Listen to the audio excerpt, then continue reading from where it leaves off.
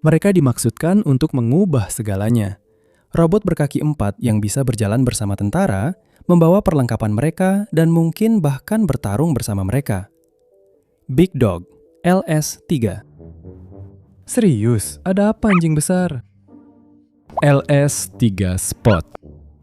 Seperti spot si anjing? Maaf, ini proyek besar, kita sedang serius. Mari kita lanjutkan. Vision 60. Nama-nama yang menjanjikan masa depan, di mana anjing logam akan menanggung beban, risiko, dan peluru. Tapi kenyataannya tidak seperti itu. Mesin bensin Big Dog meraung seperti mesin temotong rumput.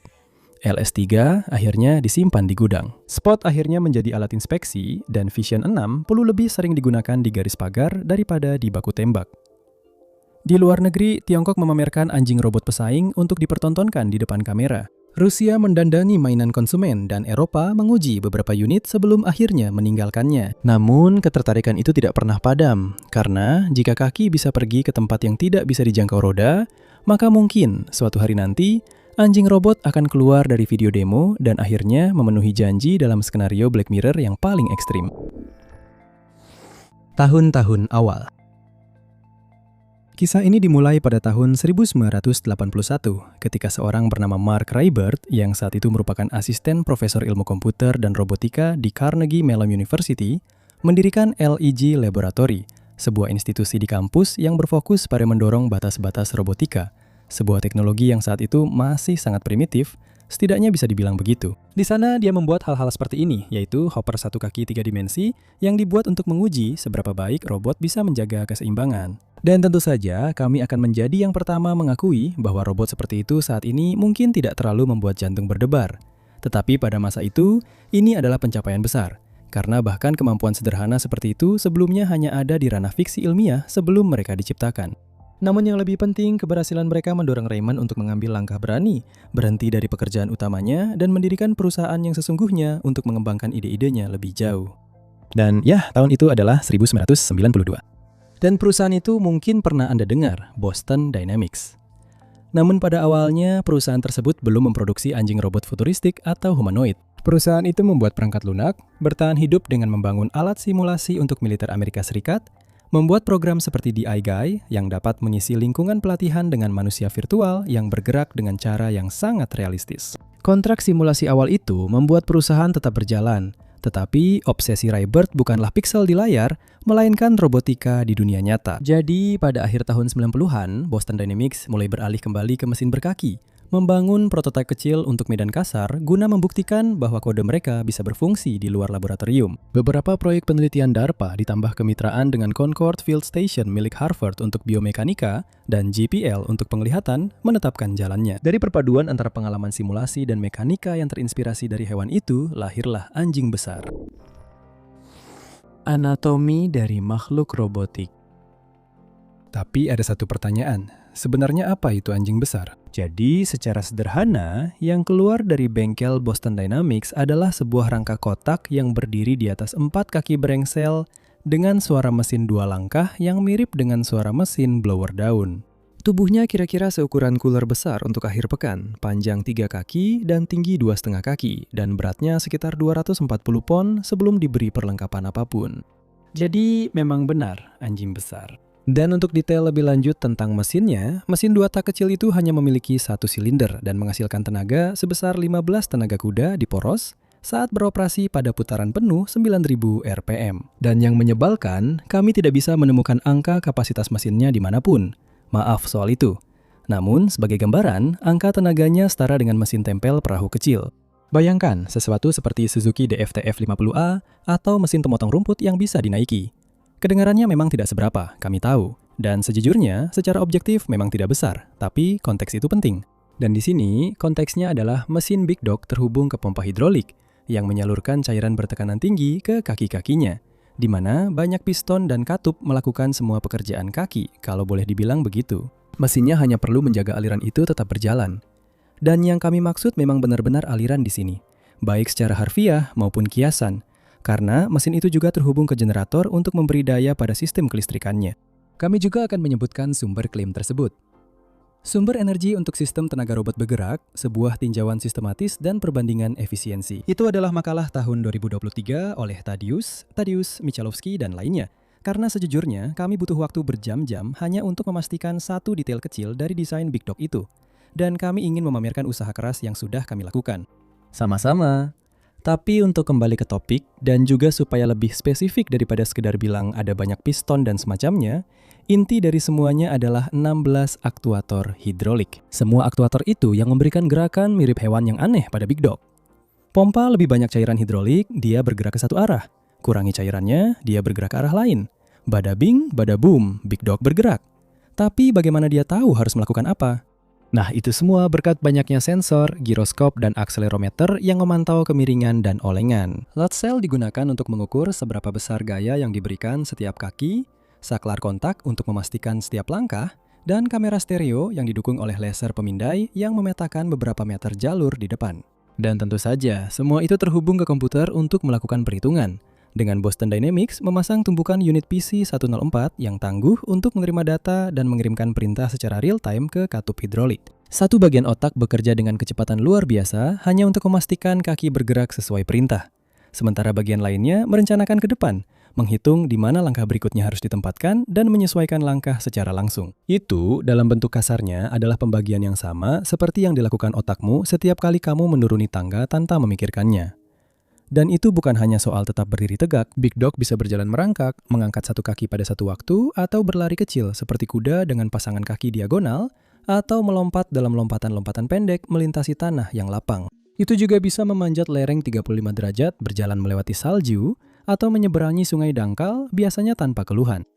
Biasanya, prototip-prototip berikutnya bahkan memamerkan lengan manipulator yang dipasang di badan yang digunakan dengan gembira oleh seorang insinyur Boston Dynamics untuk melempar balok beton melintasi bengkel, membuktikan bahwa kaki robot tersebut menjadi platform yang cukup stabil untuk mengerahkan tenaga besar. Dalam angka mentah, itu bisa membawa sekitar 150 kg perlengkapan, yang jika Anda ingin tahu setara dengan apa, kira-kira 40-an senapan M16. Dan jika Anda berpikir kaki Big Dog terlihat terlalu kurus untuk menangani beban seperti itu, ya ternyata tidak. Kaki-kaki itu dirancang dengan sangat canggih, dengan pegas dan peredam yang terpasang di setiap sendi sehingga robot bisa menyimpan dan melepaskan energi saat berjalan, meniru cara tendon memantul di setiap langkah. Kaki-kakinya sendiri memang sederhana, tapi efektif. Bantalan datar yang dipenuhi sensor ini bisa mendeteksi apakah kaki benar-benar menyentuh tanah, dan memiliki daya cengkeram yang cukup agar Big Dog bisa merangkak di atas es, lumpur, atau kerikil tanpa terlihat terlalu konyol. Sebenarnya, itu adalah sistem yang sangat cerdas. Begitu sebuah kaki tenggelam lebih dalam dari yang diharapkan atau sebuah batu tergelincir karena tekanan, robot langsung mengetahuinya dan menyesuaikan diri. Hasil dari semua ini adalah keseimbangan. Bukan keseimbangan teoretis, bukan keseimbangan di laboratorium di atas treadmill, tapi keseimbangan yang benar-benar efektif di dunia nyata. Bawa robot itu ke danau yang membeku, ia akan terpleset, terhuyung, lalu entah bagaimana bisa menyeimbangkan dirinya sendiri. Tentu saja, sampai batas tertentu, robot itu memang punya keterbatasan. Dan bicara soal keterbatasan Big Dog, salah satunya adalah kebisingan. Mesin 2 tak kecil itu bukan hanya terdengar, tapi benar-benar mencolok. Suaranya nyaring, seperti dengungan marah yang sudah membocorkan posisinya jauh sebelum robot itu terlihat. Sebenarnya, daripada aku yang menjelaskan, lebih baik kalian dengar sendiri. Mengerti maksudku? Agak berisik ya. Sistem hidroliknya juga punya masalah sendiri. Sistem itu sering bocor, mudah panas, dan yang paling menyenangkan, punya satu hal yang pasti disukai setiap prajurit dari perlengkapan mereka. Rutinitas perawatan yang benar-benar intens. Kehilangan parasit yaitu hilangnya tenaga secara terus-menerus saat setiap roda gigi, poros, dan pompa mengambil bagiannya juga cukup merepotkan. Ingat saat kami bilang mesinnya yang kecil menghasilkan 15 tenaga kuda di poros? Nah ya, tenaganya sudah bukan 15 tenaga kuda lagi saat sampai ke pompa hidrolik. Seperti itulah kenyataannya. Namun meskipun ada kekurangan-kekurangan itu, pada konsep dasarnya alat ini benar-benar berfungsi. Bingkai kotaknya, kaki-kaki yang diisi piston, dan kabel, serta sensor yang kusut. Bentuknya jelek, berisik, dan rewel, tapi alat ini membuktikan sesuatu yang belum pernah benar-benar dicapai siapapun sebelumnya. Kamu bisa membuat anjing robot yang bisa berjalan, tersandung, terpleset, dan bangkit kembali di dunia nyata. Robot ini tidak membutuhkan permukaan yang sempurna, atau tali pengaman ke langit-langit, atau kondisi laboratorium yang dikontrol ketat. Robot itu hanya membutuhkan bahan bakar di tangkinya, cairan di dalam salurannya, dan sebidang tanah yang kasar untuk membuktikan dirinya. Lagi pula, ini hanyalah sebuah demonstrator teknologi, jadi tidak masalah jika masih ada beberapa kekurangan yang perlu diperbaiki. Membuktikan konsep inti adalah hal yang terpenting, dan semua hal lainnya akan diselesaikan nanti. Benar kan? LS3. Sebenarnya tidak juga.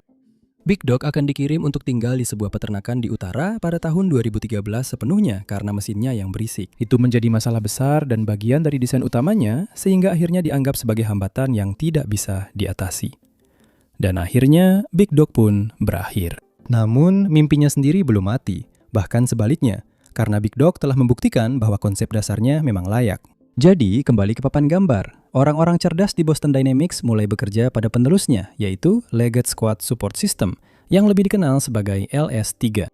Pekerjaan sebenarnya sudah dimulai sebelum Big Dog dibatalkan, karena Boston Dynamics sudah bisa membaca tanda-tandanya dengan pengembangan yang dimulai pada September 2009 dan kontrak pendanaan dengan DARPA diumumkan ke dunia pada Februari 2010. Korps Marinir juga akhirnya ikut berkontribusi, dan ketika semuanya sudah selesai, LS3 benar-benar didukung oleh dana yang cukup besar. Bukan miliaran, jangan salah paham, tapi cukup untuk membuat perbedaan. Secara spesifik, sekitar 32 juta dolar untuk fase awal R dan D selama 30 bulan, dan sekitar 42 juta dolar ketika semuanya sudah selesai, dan beberapa fase tambahan ditambahkan.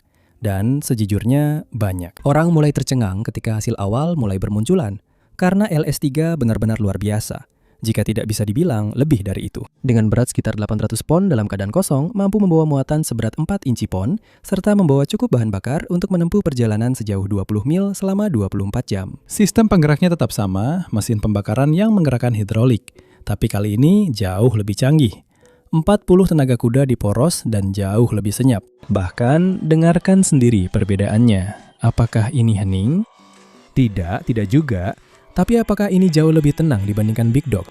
Faktanya, kamu bisa mendengar servonya bergerak di atas suara mesinnya, itu sudah cukup membuktikan kalau memang memang lebih tenang. Kontrol dan otonominya juga meningkat pesat. Sekarang, alih-alih dikendalikan seperti mobil remote control, yaitu secara manual, LS3 menambahkan sistem pengenalan pemimpin, penglihatan, dan perintah suara, sehingga operator bisa mengatakan, ikuti saya, rapat atau ikuti koridor. Dan LS3 akan mengikuti jejak manusia secara persis atau memilih jalurnya sendiri ke titik akhir yang sama. Singkatnya, Big Dog membuktikan kemampuan kakinya. LS3 menambahkan mata, telinga, dan otot agar benar-benar berguna. Dan setelah semuanya terlihat baik, waktunya pun tiba untuk mulai mengujinya dengan beberapa tes.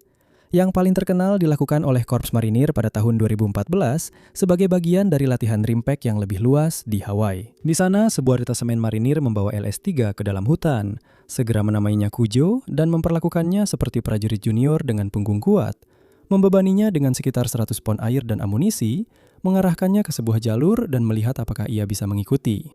Dan memang berhasil. Melalui jalur sempit di bawah semak, akar pohon, dan bebatuan yang tersebar, Kujo mengikuti barisan tanpa membuat kaki tergores dan yang terpenting, tanpa harus terus-menerus diawasi dengan joystick. Ketika kehilangan pijakan, yang tak terhindarkan karena marinir memang tidak dikenal sebagai makhluk yang lembut dan hati-hati, biasanya Kujo bisa bangkit sendiri. Ketika tidak bisa, setidaknya Kujo sering bisa membalikan dirinya sendiri.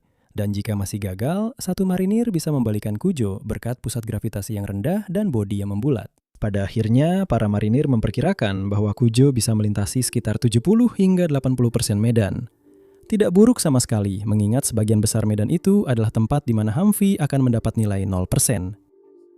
Adapun untuk 30 hingga 20% medan yang tidak bisa dilalui, masalah utamanya adalah saat melintasi bukit secara miring, yaitu menyusuri sisi bukit yang curam di mana kemiringannya terus-menerus mendorongmu ke bawah. Manusia bisa mengatasi ini dengan jutaan koreksi kecil. Sebagian besar bahkan tanpa kita sadari. Dan meskipun LS3 memiliki sendi pinggul yang bisa bergerak dan penempatan kaki yang cerdas untuk membantunya, itu saja tidak cukup. Lalu ada satu kelemahan lainnya, kebisingan. Ternyata, meskipun memang lebih tenang daripada Big Dog, suaranya tetap tidak bisa dibilang sepelan suara dedaunan yang bergesekan. Tentu saja ini bisa digunakan untuk pengiriman logistik dan pergerakan menuju sasaran. Tapi apakah ini akan efektif saat patroli di lingkungan yang berpotensi berbahaya? Tidak, itu tidak akan berhasil. Lalu ada kenyataan pahit lainnya dari penggunaan di lapangan. Ketika mesin itu rusak, yang mana semua mesin pada akhirnya akan rusak, bagaimana Anda memperbaiki robot seberat 800 pon di punggung bukit di tengah antah berantah tanpa akses ke bengkel atau suku cadang? Lalu, apa yang Anda lakukan jika itu sama sekali tidak bisa diperbaiki dan benar-benar gagal total? Namun harus diakui, LS3 memang berkembang selama uji cobanya. Otonominya semakin baik, kemampuan mengikuti pemimpin semakin bagus di jalur dan di antara pepohonan, dan perintah suara menjadi lebih responsif. DARPA juga membela posisinya dengan manajer program bersumpah bahwa LS3 meskipun memang tidak senyap, tetap lebih tenang daripada mesin bertenaga pembakaran dalam yang relevan secara taktis. Namun, antusiasme seperti itu tidak mengubah nasib LS3, dan ketika dana habis, baik DARPA maupun Boston Dynamics pergi mencari pendanaan tambahan, namun tidak ada yang datang. Jadi, LS3 disimpan pada tahun 2015. Secara teknis, pengembangannya tidak dibatalkan, hanya dihentikan sementara. Meskipun mengingat sudah 1 dekade sejak saat itu, sepertinya tidak perlu terlalu berharap. Maksud saya, jangan pernah bilang tidak mungkin, tapi pada titik ini, itu akan menjadi sedikit keajaiban, bukan? Kerabatnya yang lebih senyap, Spot. Tapi meskipun LS3 seperti Big Dog sebelumnya, mungkin akhirnya hanya banyak bicara tanpa aksi, Boston Dynamics belum selesai sampai di situ. Masalah kebisingan yang mencolok sebenarnya sudah mereka sadari sejak awal, jadi pada pertengahan 2010-an, pengembangan pun dimulai untuk solusi yang jelas. Spot, robot berkaki 4 yang akan menggunakan tenaga baterai sehingga bisa beroperasi dengan senyap. Ya, senyap kecuali suara servo dan sejenisnya. Tapi kebisingan itu tidak pernah menjadi keluhan pada Big Dog atau LS3, bukan? Seperti pendahulunya, Spot diberikan kepada marinir untuk diuji kemampuannya. Dengan uji coba pertama dilakukan di Quantico pada tahun 2015. Mereka membawanya melewati perbukitan dan hutan, lalu memasukkannya ke dalam latihan tiruan pada dasarnya perang kota, untuk melihat apakah ia bisa menjadi anjing pelacak. Spot masuk ke dalam gedung terlebih dahulu, mengintip ke sudut-sudut dengan kamera, dan memberikan marinir pandangan ke dalam ruangan sebelum mereka masuk.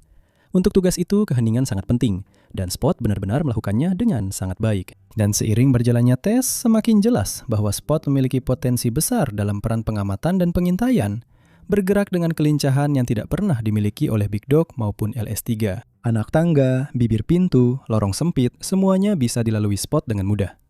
Namun, Spot tidak akan pernah menjadi seperti keledai pengangkut karena ukurannya yang kecil. Model-model awal tahun 2015 itu hanya berbobot sekitar 150 pon dan memiliki kapasitas muatan sekitar 30 pon. Itu adalah penyesuaian yang diperlukan untuk teknologi baterai pada masa itu. Tidak mungkin bisa menangani sesuatu yang lebih besar. Namun seiring waktu, teknologi baterai yang terus berkembang akhirnya memungkinkan mereka untuk memproduksi robot pengangkut beban yang nyata, sah, dan layak untuk militer. Tapi mereka tidak melakukannya karena mereka dibeli oleh Google pada tahun 2013. Singkatnya, Google atau Alphabet tidak tertarik untuk menjadi penjual senjata robotik. Seperti yang dikatakan dalam New York Times kutipannya, para eksekutif Google mengatakan bahwa perusahaan akan menghormati kontrak militer yang sudah ada. Tetapi, mereka tidak berencana untuk menjadi kontraktor militer. Akibatnya, Spot adalah batas sejauh mana Boston Dynamics pernah terlibat dalam urusan militer. Dijual kepada militer untuk penginderaan, logistik, dan inspeksi, dan hanya itu. Spot mulai dipasarkan pada tahun 2020, produk komersial pertama mereka, kebetulan. Dan harganya dimulai dari $75.000 Amerika Serikat untuk model Spec Explorer versi standar. Dan kabarnya bisa mencapai $200.000 jika Anda menambahkan lengan robot dan beberapa fitur tambahan lainnya. Warga sipil juga bebas membelinya, dan faktanya Spot cukup sukses dalam hal itu. AKHBB mengirim Spot untuk patroli rutin di atas platform lepas pantai Scarf untuk mendeteksi kebocoran gas, membaca pengukur, dan menyiarkan video termal sehingga jika ada manusia yang perlu turun tangan, mereka sudah siap. Taman Arkeologi Pompei juga menggunakan Spot untuk memetakan terowongan dan reruntuhan yang tidak stabil yang berisiko bagi staf untuk dimasuki. Dan pada proyek besar, perusahaan seperti Hans Hansel Phelps mengoperasikan mereka untuk memindai lokasi setelahnya guna memindai kemajuan dengan laser, mendeteksi benturan dan kesalahan sebelum semuanya tertutup beton. Anjing pemburu. Namun, kerugian Boston Dynamics menjadi keuntungan bagi Ghost Robotics. Nama perusahaan yang keren karena ketika Alphabet mengarahkan perusahaan sebelumnya menjauh dari kontrak militer, perusahaan yang satunya sangat senang mengisi kekosongan yang terjadi. Dan karena itu, mereka membangun seekor anjing yang bisa berjalan di sepanjang pagar saat hujan, membawa kepala sensor yang cukup bagus, dan tetap berjalan ketika medan menjadi sulit. Tapi itu bukan sekadar robot pengangkut beban, karena ia juga dipersenjatai. Platformnya adalah Vision 60. Bayangkan sebuah rangka seberat 110 pon yang mampu berjalan stabil selama 3 jam atau lebih, atau 20 jam dalam mode siaga, ditenagai oleh baterai dan cukup cepat untuk berlari dengan kecepatan 3 meter per detik saat perlu mendekat. Itu adalah logam hitam yang benar-benar menakutkan. Sekali lagi, Dalam hal persenjataan, ia tidak selalu dipersenjatai. Sebenarnya ini pada dasarnya adalah spot dengan opsi untuk dipersenjatai. Tapi ketika opsi itu diambil, biasanya senjata yang dipasang adalah senapan biasa dari jenis tertentu. Contoh terdekatnya adalah Spur atau senapan tanpa awak tujuan khusus dari Sword International. Sebuah senapan dengan peredam suara menggunakan magazin dipasang pada pelana stabil dengan ekor pan yang langsung dipasang di rel muatan anjing itu. Senapan ini menggunakan peluru 6,5 Creedmoor untuk tembakan datar dan jarak jauh, dengan opsi 7,62 x 51 NATO jika logistik lebih penting daripada balistik. Jarak efektif yang diiklankan mencapai 1.200 meter dengan sistem bidik siang dan malam. Namun, Vision 60 tidak memiliki otonomi. Tidak ada mode tembak bebas dalam bentuk apapun. Ini adalah senjata jarak jauh yang dipasang di atas kaki. Tidak ada yang lebih eksotis dari itu. Sebagian besar waktu, seperti yang kami katakan, senjata itu masih hanya kepala sensor. Ini adalah platform pengintaian yang utama. Angkatan Udara Amerika Serikat mengujinya pada bulan September 2020 di Pangkalan Angkatan Udara Nellis, di mana Vision 60 berjalan di pangkalan tiruan yang sederhana sebagai bagian dari eksperimen instalasi masa depan milik mereka. Mereka juga menyukai apa yang mereka lihat, dan akhirnya Pangkalan Angkatan Udara Tyndall di Florida menerima unit-unit pertama untuk digunakan dalam patroli keamanan harian bersama skuadron pasukan keamanan ke-325. Bukan sekadar demo, tapi benar-benar tugas penjagaan. Angkatan Udara menyebut mereka sebagai sepasang mata dan telinga tambahan yang bisa mengambil rute panjang, membosankan, dan berbahaya, sehingga para personel Angkatan Udara tidak perlu melakukannya. Dari situ, mereka mulai digunakan di pangkalan-pangkalan lain untuk uji coba dan pekerjaan integrasi. Memang tidak mewah, tapi ini adalah penggunaan nyata, atau lebih tepatnya hanya sampai tingkat tertentu. Kami tidak memiliki angka pasti untuk pengadaan, tetapi mengingat kami hanya dapat menemukan bukti 4 unit yang digunakan di Tyndall, 1 unit di Garda Nasional Udara secara umum, dan beberapa di pangkalan lain. Ditambah dengan fakta bahwa Ghost Robotics sendiri secara terbuka mengakui mereka hanya menjual sekitar 450 unit secara keseluruhan, masuk akal jika penyebarannya memang terbatas. Dan seperti yang mungkin sudah Anda pahami dari komentar tentang mata dan telinga, Angkatan Udara juga tidak membeli varian yang dipersenjatai. Bukan berarti tidak ada antusiasme terhadap kemampuan seperti itu di militer Amerika Serikat, meskipun begitu. Jauh dari itu, sebenarnya karena pihak militer telah mencoba menggabungkan senjata dan robot selama bertahun-tahun, hanya saja biasanya menggunakan roda dan rantai, bukan kaki. Upaya pertama yang benar-benar nyata adalah Swords di Irak pada tahun 2007. Sebuah sasis penjinak bom Talon dengan senapan mesin M240 atau M249 yang dipasang di atasnya. Robot itu memang terlihat meyakinkan, bahkan sempat dikerahkan untuk sementara waktu, tetapi ditarik dari layanan setelah ada kekhawatiran soal keandalan dan keselamatan, tanpa pernah menembakkan satu peluru pun dalam pertempuran. Penggantinya, sistem robotik persenjataan canggih modular, Mars, tetap mempertahankan konsep yang sama. Sebuah robot beroda rantai yang pendek membawa senapan mesin M240 atau peluncur granat 40 mm, tetapi dilengkapi dengan berbagai lapisan pengaman, zona larangan tembak permanen, saklar mati otomatis, dan pengunci untuk mencegah robot itu pernah mengarah ke operatornya sendiri. Korps Marinir mengujinya di 29 Palms, dan itu sempat menjadi berita utama, lalu menghilang kembali ke gudang pengujian. Lalu ada program kendaraan tempur robotik. Versi ringannya dipasangi stasiun senjata remote 7,62 mm atau rudal Javelin. Versi menengahnya adalah prototip dengan meriam 30 mm penuh. Keduanya masih dalam tahap uji coba, keduanya terlihat seperti IFV mini tanpa awak, dan keduanya memiliki masalah yang sama seperti robot bersenjata lainnya. Mereka bekerja dengan baik di medan datar, lalu butuh perawatan terus-menerus begitu medannya jadi sulit. Apakah upaya seperti ini akan berhasil, atau hanya akan berakhir seperti LS-3? Sebuah ide yang tampaknya hebat, tapi akhirnya gagal total. Pada akhirnya hanya waktu yang akan menjawabnya. Upaya di luar negeri. Namun, Amerika Serikat bukan satu-satunya negara yang bereksperimen dengan robot berkaki. Setelah robot berkaki 4 terbukti bisa menjaga keseimbangan dan berjalan di medan yang tidak rata, militer-militer lain pun mulai mengeksplorasi ide tersebut sendiri. Dengan semangat tinggi, Tiongkok misalnya langsung tancap gas dengan upaya mereka yang berpuncak pada peluncuran Howling Sky 350 pada Januari 2022. Atau seperti yang dijuluki oleh media dalam negeri dan kemudian dibawa ke laporan luar negeri, ya Mechanic. Diklaim sebagai robot berkaki 4 terbesar di dunia, meskipun kami tidak dapat menemukan bukti konkret di sumber Tiongkok. Untuk dimensinya, ya Mechanic ini tampaknya dapat membawa beban hingga 350 pon, sedikit di bawah kemampuan LS-3. Dan dengan kontrol 12 servo hidrolik, ia dapat berjalan secara diagonal, berputar di tempat, berlari cepat, bahkan melompat jika diperlukan. Rekaman yang diambil di Mongolia Dalam juga membuktikan hal ini, memperlihatkan mesin tersebut memanjat tangga, parit, dan tebing rendah, lalu berjalan di atas lumpur, padang rumput, gurun, dan ladang salju. Soal apakah ini benar-benar sedang digunakan atau tidak, saya tidak tahu. Ini dikembangkan secara mandiri oleh China Electronics Technology Group Corporation. Dan meskipun itu saja sudah mengisyaratkan kemungkinan, karena mereka adalah pemasok pertahanan yang cukup besar, kami tidak menemukan apapun yang membahas tentang penggunaannya sama sekali. Jadi untuk saat ini, sementara, anggap saja ini sebagai LS-3 yang nasibnya belum ditentukan. Mereka juga mencoba membuat anjing bersenjata, misalnya pada tahun 2024 selama latihan gabungan Golden Dragon dengan Kamboja, CCTV, sebuah media besar di Tiongkok, dengan bangga. Dan namanya memang cocok, bukan? Dengan bangga memperlihatkan sepasang robot berkaki 4 yang berjalan bersama infanteri. Salah satunya adalah anjing penyintai ringan, ukurannya hampir sebesar anjing spaniel, membawa kamera dan sensor di punggungnya. Yang satunya lagi adalah anjing tempur yang lebih berat, hampir 50 kg dengan senapan Type 95 yang dipasang pada dudukan pen tilt di punggungnya. Dalam siaran tersebut, para tentara mengendalikan robot-robot itu dengan pengendali sementara, anjing bersenjata itu mengintip ke dalam pintu dan melepaskan tembakan untuk kamera. Komentar dari Tiongkok seputar latihan itu sangat gamblang. Ini dimaksudkan untuk menunjukkan bagaimana robot berkaki 4 dapat membersihkan koridor, memberikan dukungan tembakan jarak dekat, dan mengintai medan perkotaan yang sempit sebelum manusia masuk. Namun pada akhirnya, sekali lagi, kami tidak dapat menemukan apapun yang spesifik di media Tiongkok atau dari Beijing tentang hal itu benar-benar diterapkan. Ada juga yang satu ini, serigala mesin. Kami tahu bahwa itu dikembangkan oleh anak perusahaan dari China Ordnance Equipment Group, dan itu sangat jelas dipersenjatai, khususnya dengan Type 191 bukan turunan AR-15, seperti yang tampaknya dipikirkan oleh dua situs berbahasa Inggris yang mengangkat cerita ini. Dan ya, itu saja yang kami tahu. Itu baru saja diperkenalkan tahun ini, 2025, jadi ini masih merupakan berita terbaru. Dan tidak diragukan lagi akan ada lebih banyak detail yang terungkap di kemudian hari.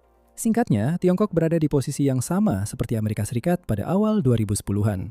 Tahap pengembangan di mana mereka berpikir, wah, bukankah ini akan bagus? Apakah mereka akhirnya akan benar-benar menjalankan ide tersebut atau justru menyingkirkannya seperti pesaing mereka di seberang Pasifik? Ya, hanya waktu yang akan menjawabnya. Rusia juga sudah mencoba, meskipun usahanya agak kurang maksimal.